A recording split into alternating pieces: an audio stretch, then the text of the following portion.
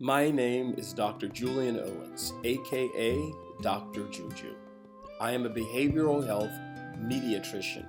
That means I specialize in media effects on children and youth, and especially the intersection of music and media on their cognitive, behavioral, emotional, moral, and social development.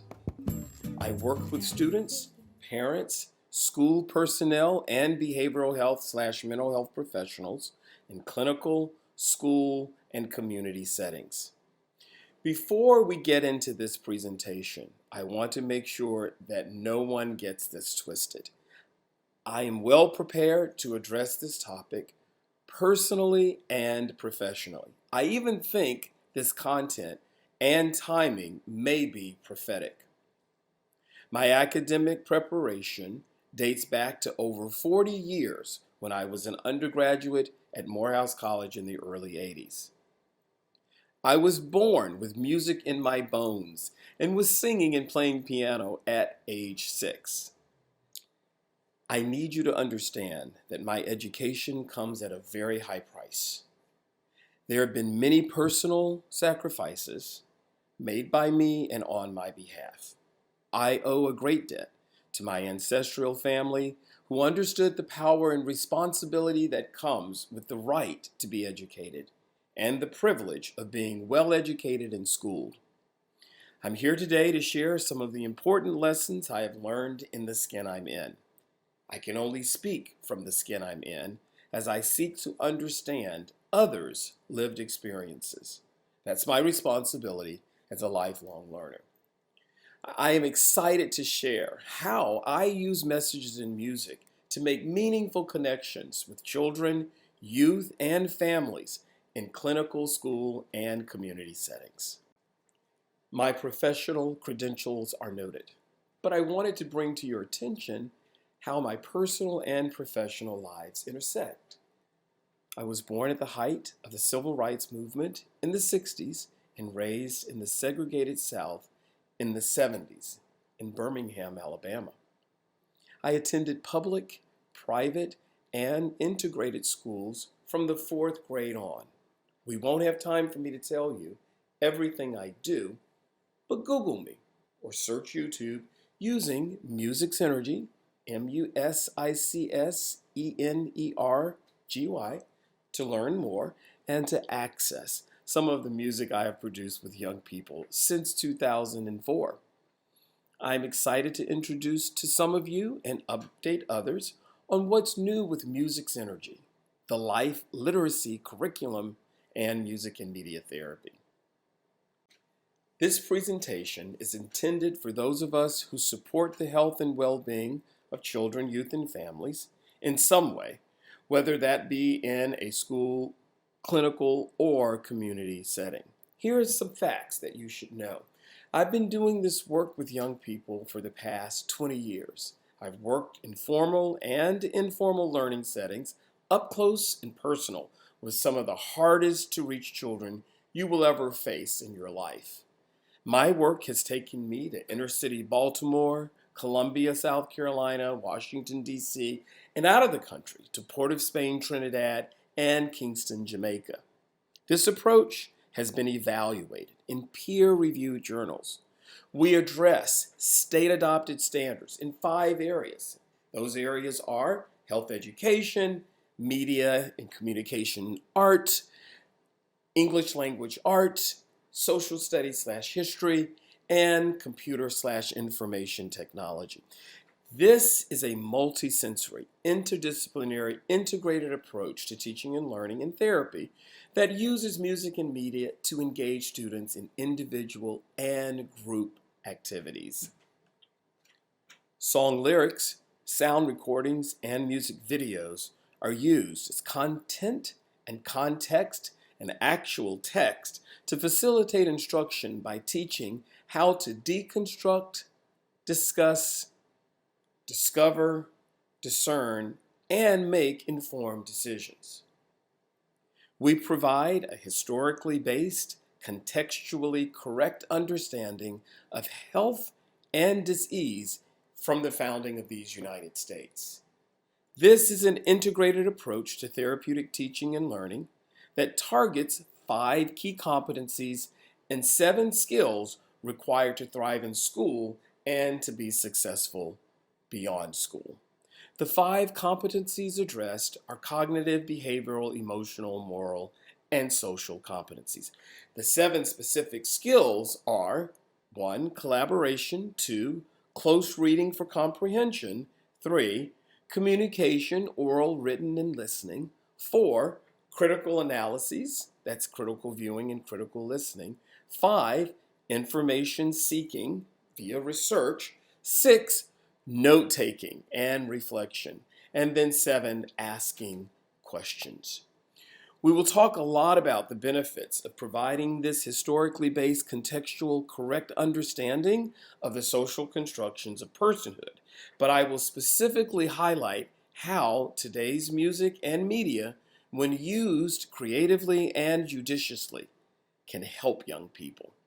Specifically, I aim to impart important knowledge that helps them acquire specific skills and enhances their abilities to embrace Socratic thinking and questioning. I say a lot more about this in the professional development we offer for MusicsEnergy, the Life Literacy Curriculum, and Music and Media Therapy. Let's check out what Matt Killen, age 17 at the time and in the 11th grade, has to say on his verse. Here's a snippet of Matt and other high school students on the song Celebrate Life. As do guns own each piece, decrease peace, a piece of cloth clothes. Sweatshops are owned, corporations calculated, profits are shown at the expense of human beings. Cheap clothes for you and me, we know, but who believes it's too late, like truancy, to stand up? So stand up now, if not now, then when? If not you, then how? I got eyes, yeah, but even the blind see that's similar to you. There's pain inside me, eating at me slowly, quicker when I'm lonely, looking up, asking some sort of God to show me how to remember laughter, bright days, a smile. I'm hoping that maybe happiness might stay a while. It will if I live it up, will if I live it right. Just stop, hold hands and celebrate life.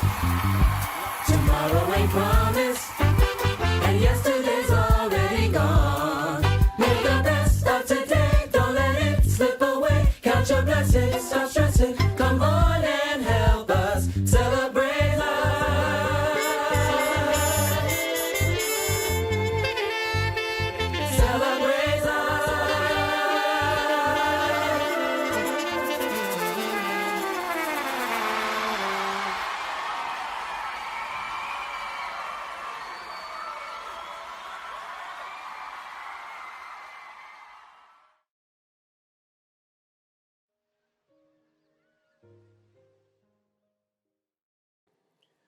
Over the course of this 4-part presentation, we will move swiftly through some sensitive information. I believe it is best to present this information in this particular order. I will introduce 3 theories and 2 models. Together, these theories and models form the theoretical basis for this approach to therapeutic education. The first theory is called the intersectionality theory. Intersectionality theory provides a prism through which we may deconstruct and examine some social constructions of personhood within the matrix created by European colonialization. It provides an essential piece to the framework. Intersectionality theory also helps us better understand the context for health and disease in the United States since the founding of the United States.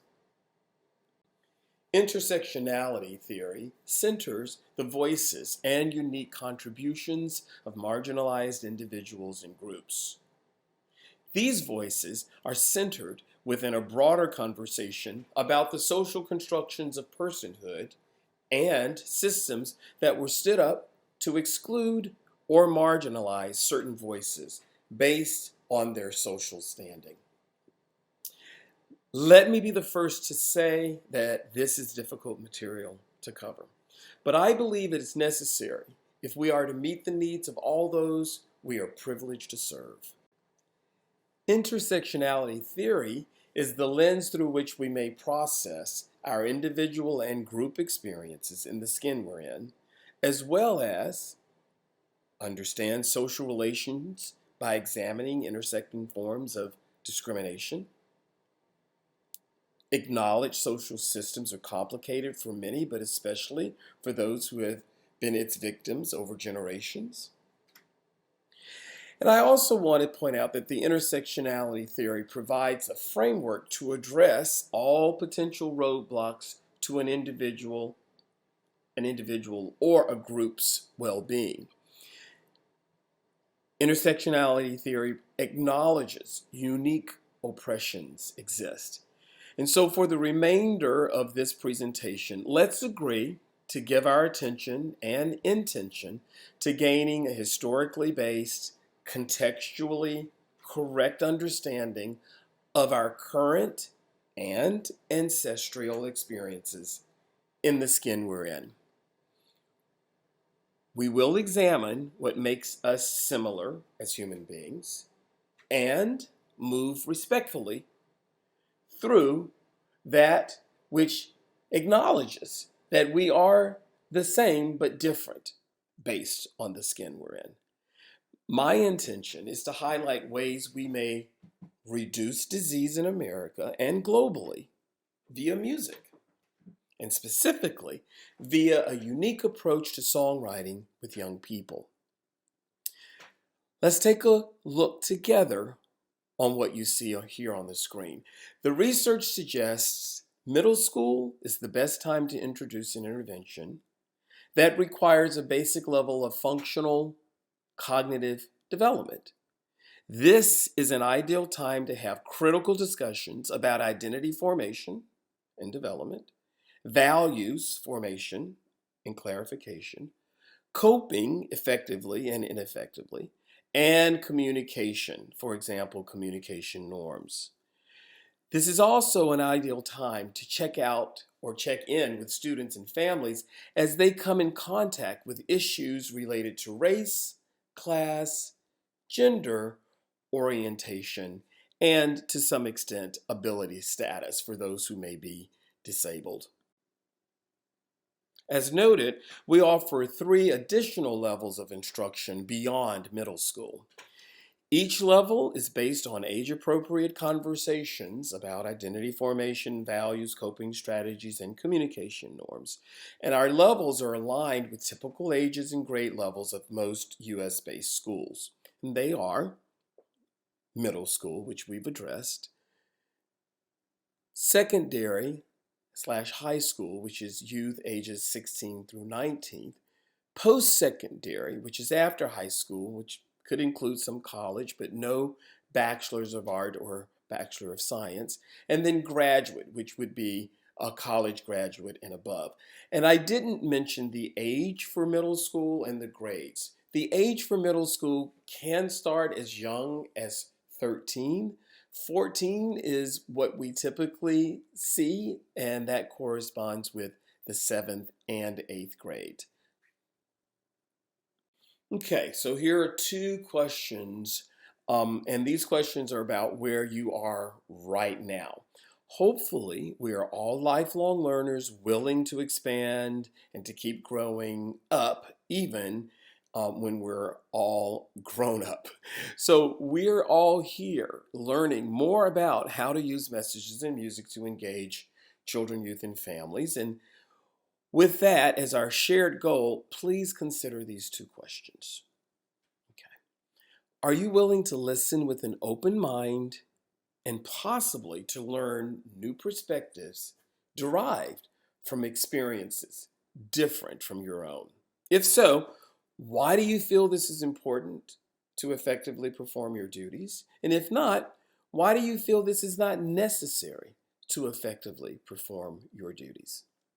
Question 2, are you willing to examine how your own privilege in America, or lack thereof, informs your personal or group identity regarding your race, class, gender, and orientation?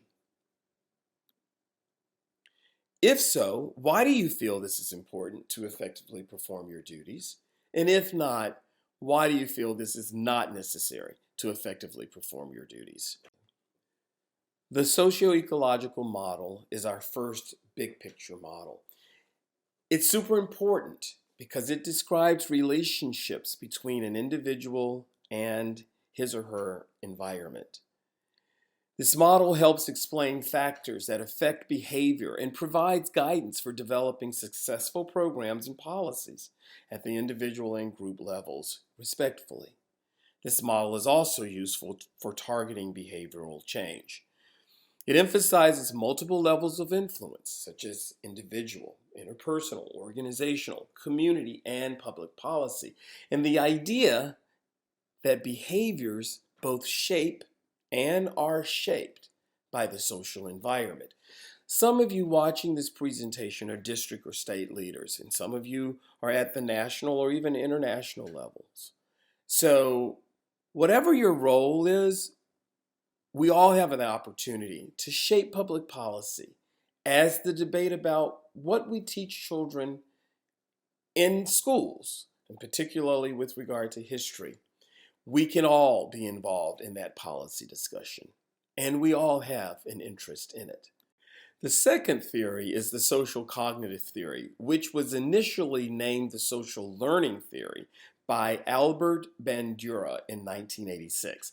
It posits that learning occurs in a social context, and this social context consists of dynamic and reciprocal interactions between the person and the environment, expressed as behavior. The social cognitive theory assumes learning is not static or one-directional. It further asserts that learning is heavily influenced by important others. Because learning is expressed as behavior, we learn by observing, imitating, and modeling behavior, especially when positively rewarded or when negative consequences are applied. I need you to please make a note of that if you're keeping notes. Piaget's theory of cognitive development is our third theory. Piaget describes 4 distinct stages of cognitive development. All 4 stages of Piaget's theory of cognitive development are listed here. The formal operational stage will be our focus. According to this theory, there are major characteristics and developmental changes noted during the formal operational stage, which starts at age 12 and up. At this stage, children begin to think abstractly, apply abstract reasoning, reason about hypothetical problems. They begin to think about moral, philosophical, ethical, social, and political issues. And they use deductive logic or reasoning. They go from theory to specific information. Our last model is the Bloom's taxonomy of learning. This is a famous model in teaching and learning. Please note that the ability to create, which is defined as combining parts to make a new whole, is the highest level in this taxonomy, and it is arguably the highest form of intelligence. In MusicsEnergy, Messages in Music, and MMT, Music and Media Therapy, we apply this model to popular youth music and media to introduce children, youth, and families to culturally relevant therapeutic education that personifies health, hope, and healing. We start with the music and media that has already been created by others and move down the taxonomy, teaching the importance of Socratic thinking and questioning to learn and to remember what we share in group settings. And then we move back up and down this taxonomy in a uniquely powerful and purposeful way. This approach to therapeutic education has been evaluated in peer-reviewed journals to be highly engaging under certain circumstances. But just prior to the pandemic, I have to share something with you. I realized that something was missing. Since then, we've added new content to provide a more culturally relevant and historically correct contextual understanding of health and disease in America. This content significantly broadens the perspectives and, we believe, can shift us toward a shared understanding about these four elements of human development, these four components: identity formation, values, coping, and communications. We've talked about them, and I'll share a lot about that over the remaining time of this presentation. Thank you for your attention. Please select Part 2 of 4 to continue this presentation entitled MusicsEnergy: How to Use Music in Clinical, School, and Community Settings.